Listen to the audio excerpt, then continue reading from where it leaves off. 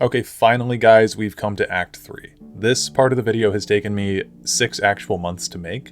Not because it was tough to edit or anything, but just because I've been doing other things and making other videos, so I'm glad to finally be able to bring you the conclusion of this run. I'm just going to get right into things, but if you haven't seen parts 1 and 2, you can go check them out before this one for full context into this playthrough.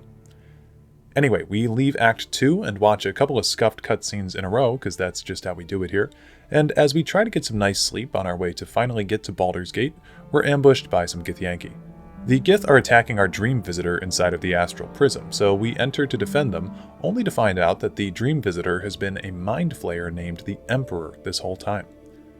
We team up with him, defeat the Gith with little to no problem, and we accept the Emperor's astral tadpole that he offers, which allows us access to further illithid powers. Once back in camp, we gaslight everyone into abusing these powers, making our entire party pretty ugly but also pretty powerful. After that, we make our way into Rivington outside the city, and basically this place is a checklist for us to get some XP before entering the city proper.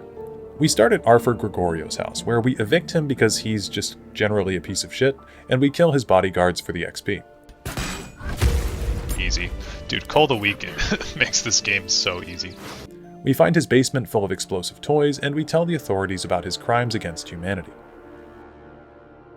Next, we enter the circus. We piss off the genie by stealing his ring, we test our love with Shadowheart, and we get a little one-on-one with Orin, one of the 2 big bad evil guys in Act 3 that must be killed to progress the game.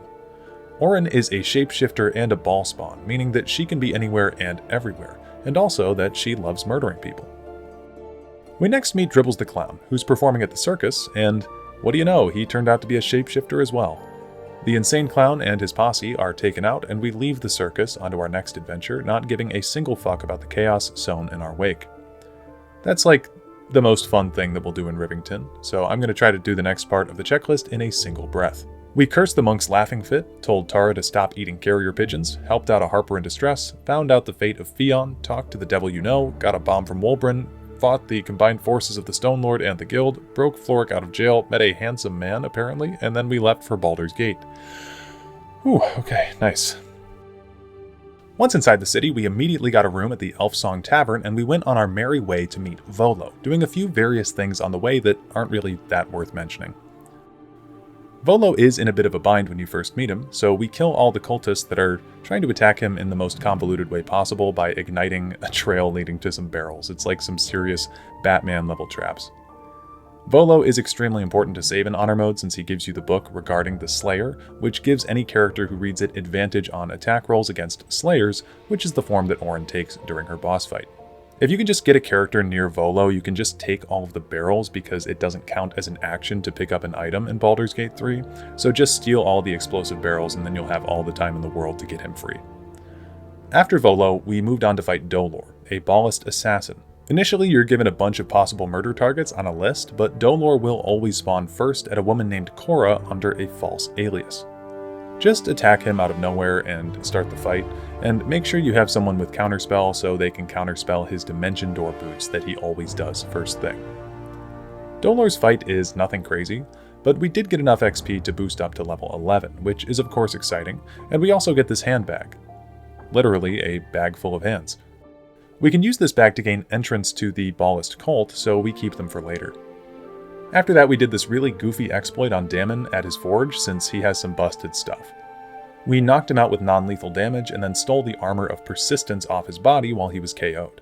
It's one of the best sets of armor in the game at this point, granting permanent resistance and blade ward, so we equipped that on Malevia pretty quickly. At this point, I went back to Rivington to do the Ansur stuff because it gives you a ton of XP for free, which is usually wasted at this point in a playthrough. But I decided to take the easy XP where I could, so we solved all the puzzles and then left, netting us a nice jump on our way to level 12. I thought the next good place to go would be the Counting House, since again, there's a lot of free XP here and I'm just a junkie for that stuff. So just walking down the stairs gains you like 1000 XP if you have the bank pass. We eventually make our way into the vaults and loot the place dry before meeting the Stone Lord.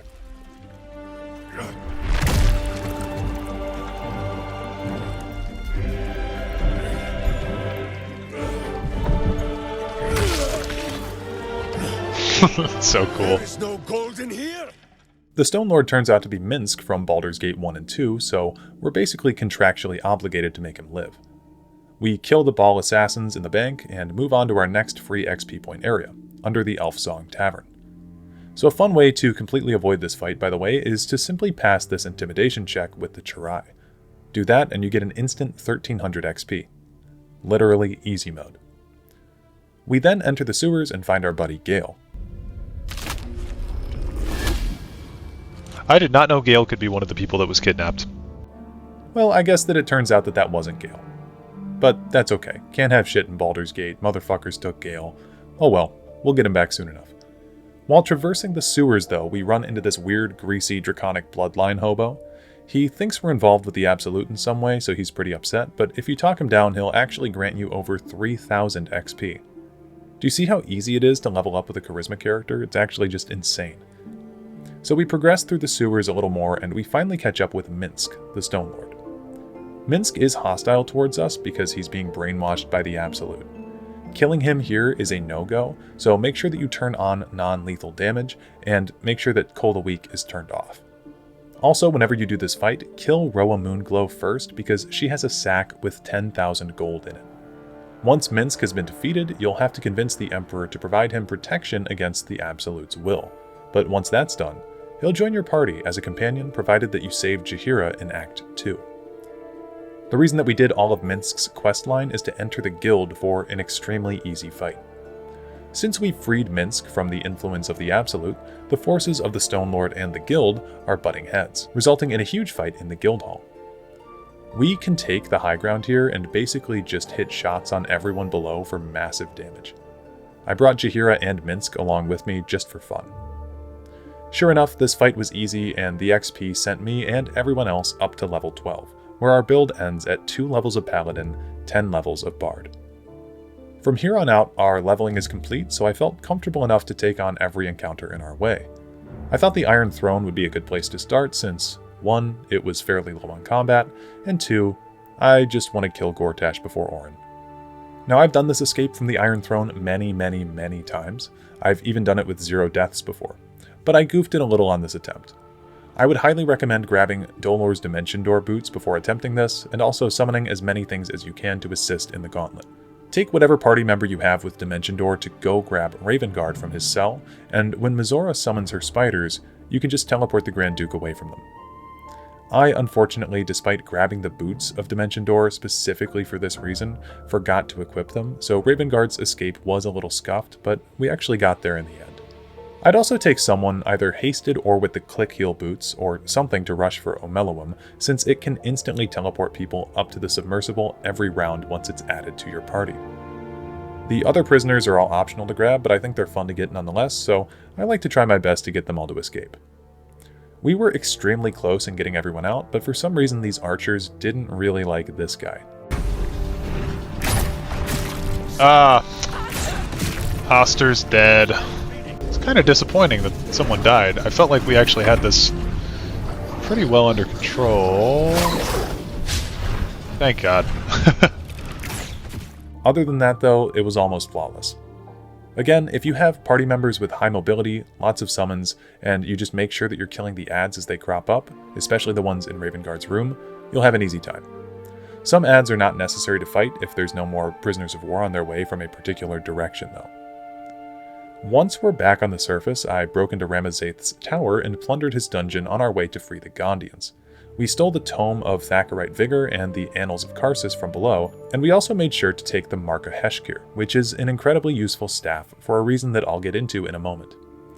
I created a Storm Sorcerer and equipped them with the Mark of Heshkir, and proceeded to take my party inside of the Steel Watch Foundry.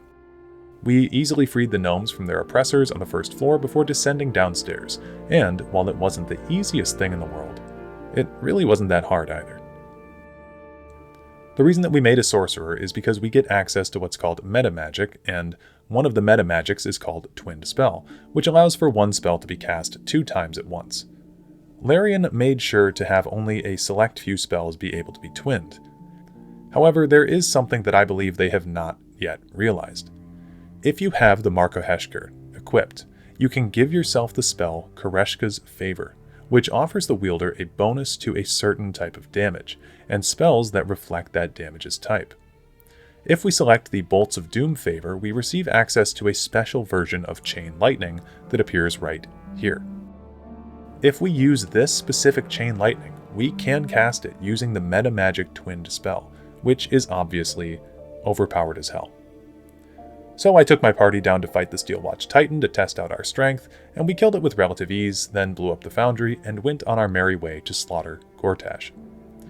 If you have your party stealthed, you can skip all of the initial fight in Worm's Rock, so just sneak past everyone then head upstairs. Okay, so this fight and Orin's fight are the real reasons that I made this sorcerer character. As you all should know, Gortash has all of these shield generators and traps in his arena. However, if you twin spell Chain Lightning on them, not only can you destroy them, but you get really nice damage spread throughout the room. So I attempted to do this by sneaking my party behind Gortash in a little alcove on the right side of the room. You can just use Misty Step or Dimension Door to traverse the sightlines. I had everyone all in position, and I was going to get Astarion set up for a sneak attack behind him, but somehow I was caught. I don't really understand how. Thankfully, we were still able to blow up the room, but it wasn't as smooth as I would have liked.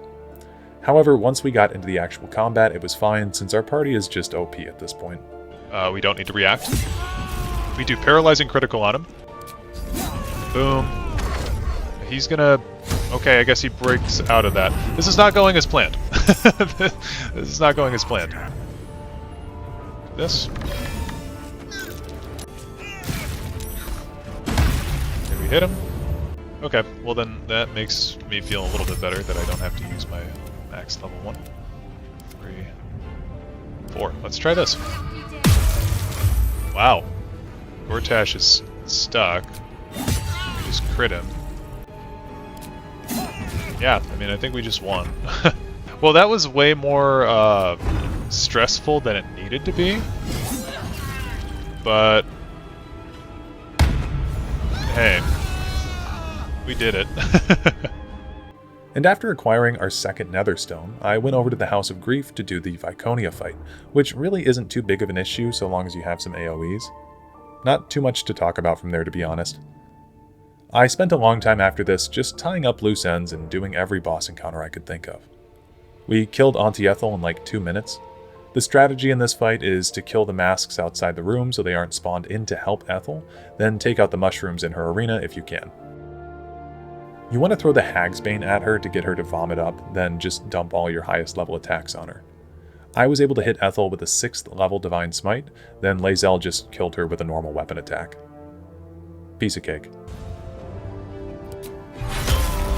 Okay.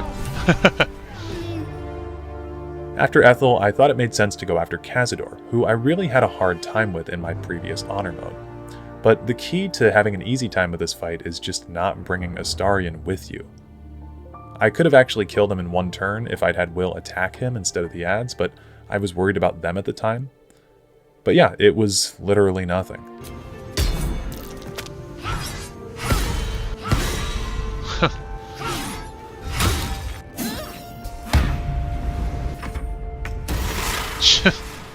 Jesus Christ. Okay, well, I guess I was worried about this fight for absolutely no reason. I did allow Astarion to complete Cazador's ritual because I wanted him to be buffed up for the final confrontation with the Netherbrain, even though it's kind of a terrible, horrible thing to do. Sarevok then was up next to kill, and I actually glitched the game here, which I'm kind of proud of.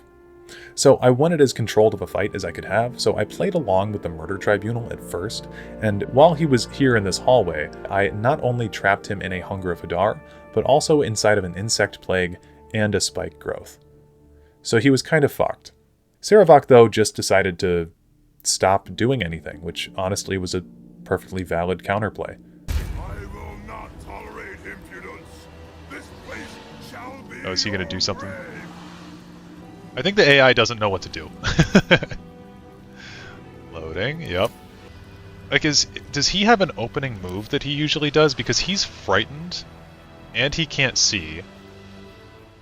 So, I don't know. Yeah, I'm gonna have to shut my PC down. So, I will be back. I guess the AI got so confused and realized that it was his best option to just stay put. Which again, fair. but it wouldn't end Sarevok's turn, so I wound up resetting, and I did the same thing again, just without the spike growth this time, so hopefully he'd move. Fortunately, the second time it did work, and it worked really well, so we killed him with relative ease. Mystic Carrion was up next to die. Honestly, it was way harder than it needed to be, but that's just because I only killed Thrumbo, and I didn't bother to get his other parts killed. My advice for this fight is just to have someone with Remove Curse available in some way to deal with his legendary action, but other than that, he's fine. I just put down 2 Hungers of Hadar and whittled him away slowly. There we go, we got him. Then we went to finally kill off Lorroakin, who again I was a little worried about for some reason. I had a bad experience fighting him too early one time, I think, and it made him really scary in my mind, but well, we just sort of killed him immediately. Okay, we got a crit.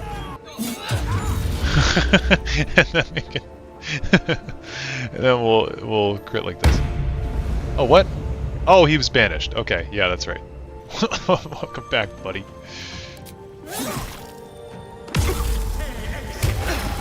Whatever. Don't care. Alright. Not much to talk about here, really. You can pretty easily knock him off the ledge of his arena and just get him out of the fight super early. Also, just focus on the Myrmidons and you'll be fine. You are broken by beauty. Such a good cutscene, dude. Okay, so after we took a detour fighting side bosses, I decided to continue the main quest by going after Orin. I had 2 objectives: save Gale and retrieve the Netherstone. That's it. And there's a really advantageous spot that you can use to set up for Orin. Just have your party members sneak, cast Featherfall, and then have them jump down to this spot right here. Just make sure that you can stay out of enemy sightlines. From here, I set my master plan in motion. So I approached Orin with Malevia and passed a speech check with her so she wouldn't stab Gale. Then, with Malevia being the only party member in combat, I used an invisibility potion on Astarion and had him lockpick Gale to set him free, adding him to the combat and freeing our boy from his bonds. Because Astarion is also a Gloomstalker Ranger / Assassin Rogue, he gets his action refunded upon entering combat. So now it's Malevia, Gale, and Astarion versus Orin and her gang. But we're not done yet. I have to explain a mechanic about the Orin fight first. Orin gains stacks of Unstoppable at the end of every turn based on how many of these guys around her are alive at the end of each round, and each stack of Unstoppable you have absorbs incoming damage from attacks. So, we have to kill these guys first, but they have Sanctuary cast on them, meaning that they can't be directly damaged. So, how do you do this fight then? Well, I got rid of the Storm Sorcerer, but I just respect Will to be essentially the same thing, and I had him use Chain Lightning, the same trick that we did on Gortash, and this time, he set up on 2 specific ballists. When Will cast this spell, very similar to the Gortash fight, it blows up the room, immediately killing 3 of the Chanters. Chain Lightning. There we go. For some reason, and I don't really understand why, Will also received his actions again upon entering combat. Then, we used Astarion to shoot some arrows. We hit an arrow of many targets, killing another Chanter. And with 2 arrows of Roaring Thunder, we knocked the other Chanters off the edge of the map, killing almost everyone in the arena before Orin even made a move. We were doing so well that I even forgot to do anything with Shadowheart. I ended my turn as she was still in stealth. So then, we just whittled Orin's initial Unstoppable stacks away, and I shot her with Will, and, well, let me just show you. Yeah, we'll just kill her. 2, 3. We actually almost... Wait, did we just knock her off the... Okay. I thought she couldn't be knocked off the ledge, but apparently I was mistaken. She didn't even look like she was gonna go off the edge. Gravity for the win, yeah. Yeah, I mean, I don't know. I thought she had ledge protection in honor mode like the Spider Matriarch in Act 1, but I guess not. It was also really weird how she died because she wasn't even over the ledge, but a win is a win. I'll take it. The Orin fight was extremely easy. We saved Gale and retrieved our Netherstone. Successful journey, all in all. And then we finished up the other 2 difficult fights in Act 3 before the Netherbrain, Ansur and Raphael. Starting with Ansur. The Ansur fight is actually not too bad. You just want to stock up on dragon slaying arrows throughout your playthrough, and for the most part you'll be good. Just make sure your first attack on Ansur is by a character who's faced away from the rest of the party, since the first time he takes damage every round, he uses a Dragon Breath attack as a reaction. When he does his big lightning AoE attack, just break a line of sight with him using the crystal barriers as cover. You'll know if you're protected when you no longer see this status on your bar. And yeah, we just whittled him away piece by piece. I like to set the genie up by himself to deal with one of the Myrmidons, since he can just knock people off the map. Yo, it's possible. Heart of the cards. Hell yeah. Okay. Ansur is also supposed to gain a ton of temp HP when he's defeated, and then he does another big explosion, but we accidentally bypassed that whole phase by using our reverberation stacks that Will gains through the use of his necklace. Realms on. Oh, hey! We just killed it. Wait. That's not supposed to be how that happens. So that's a fun little tech if you didn't know it. But yeah, Ansur was not too bad. Then we moved on to the House of Hope, and we totally cheesed this encounter. It wasn't free by any means, but we took a lot of the challenge out of it by setting up these barrels in advance. The pillars here are essential to destroy during the Raphael fight, and by setting up explosive barrels in the arena, you can ensure that they're eliminated pretty quickly. We work our way through, grab the Orphic Hammer, free Hope, and then confront Raphael.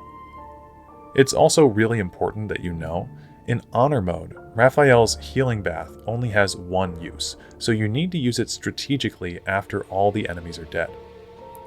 While we talk to Raphael, we turn your gear against him, and then the fight ensues. So I would advise that you place 4 barrels per pillar, since I didn't get all of them to explode with only 3, so that's just a pro gamer tip for you.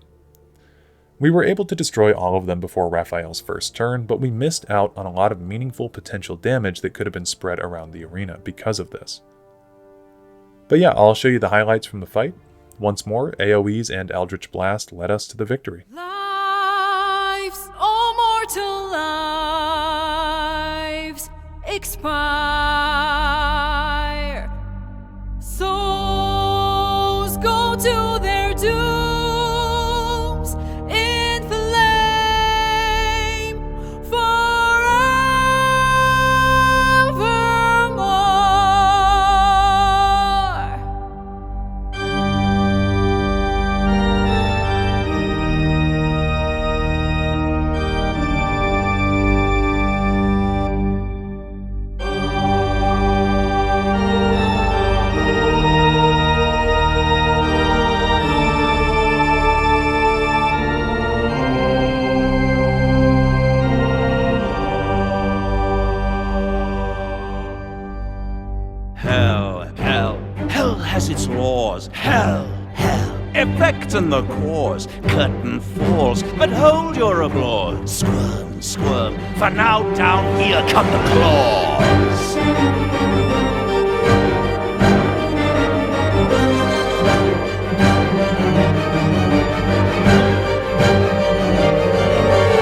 Lives, all mortal lives, expire. Souls go to their dooms in flame forevermore.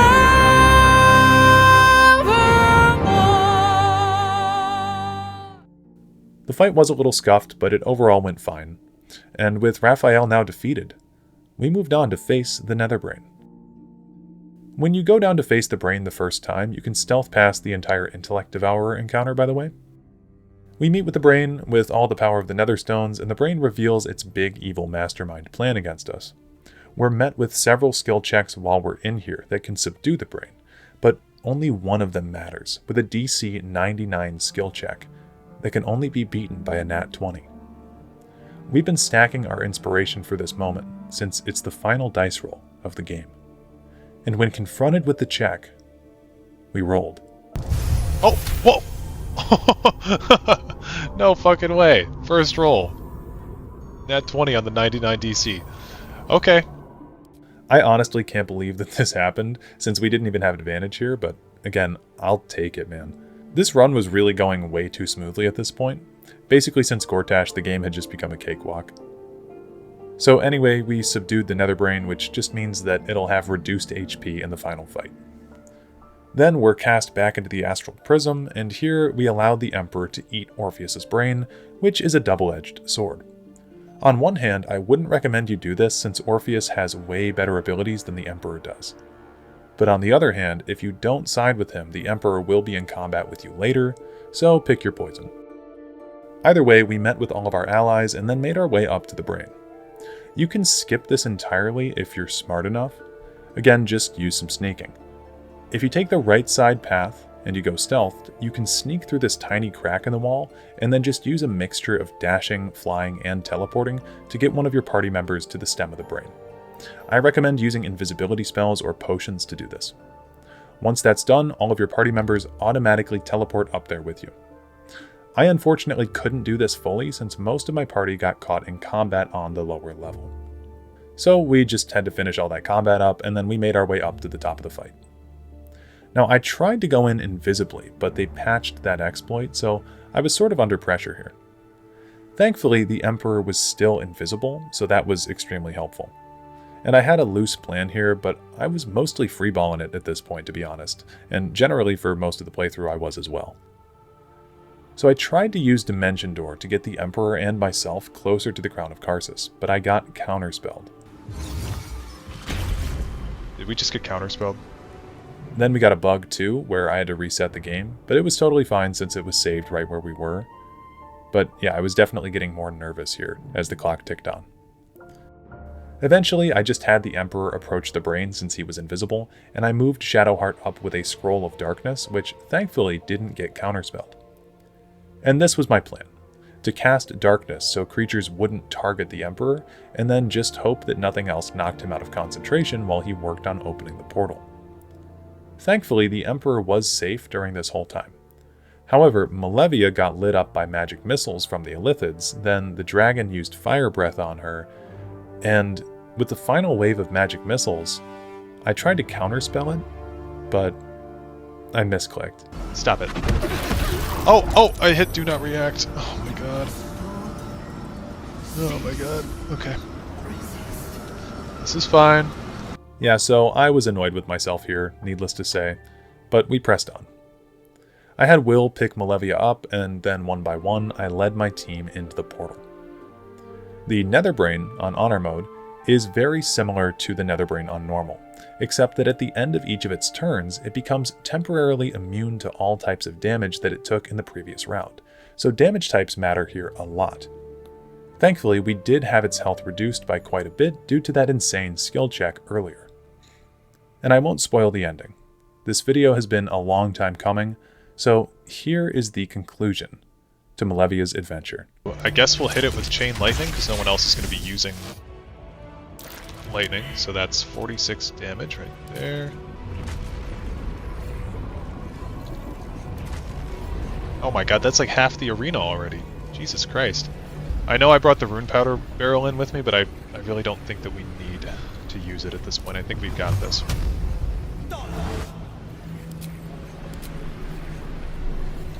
We'll hit a crit.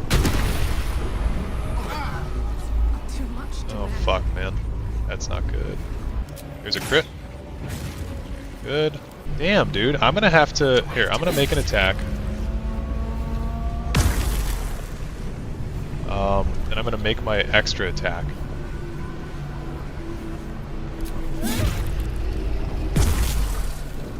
I guess Will's gonna die. Yeah. Okay, goodbye, Will. The platform my guy was standing on didn't explode, so I don't know how he died. That sucks. Flame Strike should be fine here. Yep. Okay, and we actually almost died there. 3rd level spiritual weapon.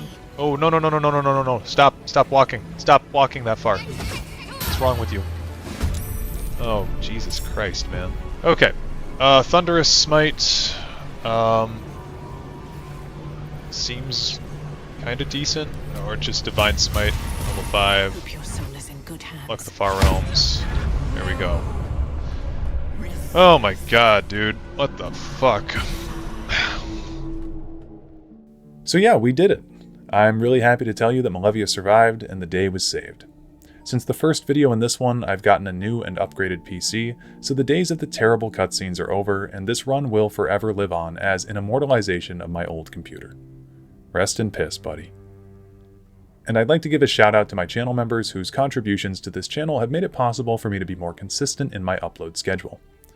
Special thanks to Raphael, Jake White, Christoph Venzels Bore, Jack Launder, Hass, Content Pill, Braden Thompson, Jarl Ulfric Stormcloak, Zickard, Skooma Addict, Rushfan217, Luke, Gary Combine, Ilya J, Friendly Trevor 95, To the Max, Alex McLaren, One Time I Punched a Dolphin, Sterling Brute Curcio, Brave Fen, Arthur Colpani da Silva, HS Crimson, Drake Butler, Chad Clayton, Calorine Darkness, Celise, Silver Balls, Sintola, Ina the Khajiit, Peace, Sophie, British Rogue, The Thin White Duke, Sequencer, Sir Ragu III, Brendao Almeida Santos, Marcus Strangle, Omo, Jacob Waymo 22, Abby Normal, Faust Lament, The Chosen J, Alexis Price, Ranger McKay, Breezy Stratton, Jake A.S., Soulless Saint, TJ, Ophelia Drowning, Naji aka Tracy, Jug, B. Wolf, Aaron Dobbs, Dishonored Pro 3500, OOP, Joel Evers, Debash, and Inherent Man X. Thank you guys all so much, and I will talk to you in the next one. Peace out.